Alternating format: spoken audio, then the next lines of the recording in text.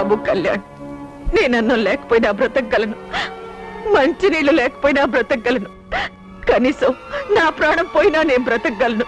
కానీ ఈ ఆస్తులు, అంతస్తులు, పరువు ప్రతిష్టలు, ఈ హంగామాలు లేకుండా నేను ఒక్క నిమిషం కూడా బ్రతకలేను బాబు.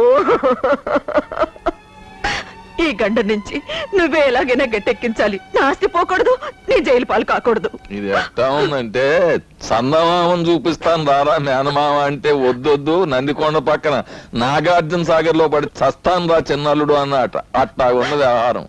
కట్టుకున్నవాడిని నేనున్నాను, కంత్రి సలహాలు చెప్పే వీడున్నాడు. మేమే దిక్కుదోచకు నోరెత్తకన్నా కూర్చుంటే ఈ కళ్యాణ్ వచ్చి ఏం చేస్తాట సాయం. మామయ్య గారు, నాకు పౌరుషం వచ్చిందంటే అత్తమ్మ ప్రాబ్లం మొత్తం సెటిల్ చేసేస్తాను. ఆ కథే వేరు. ఓకే,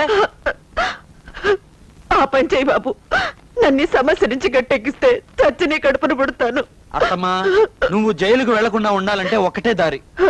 ఏమిటి బాబు?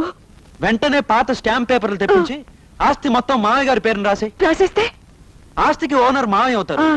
మంచో చెడు ఆయనే పడతారు. దెబ్బకి కథ కంచికి, నువ్వు ఇంటికి. మరి నేను జైలుకి అన్ని ఒలిచి చెప్పాలి మా బావగారికి. నాకు జైలన్నా రైలన్నా చచ్చే అంత భయం నా వల్ల కాదు. ఏమండి, అప్పుడే మర్చిపోయారా? ఇంత ఆస్తి నాకెక్కడదండి.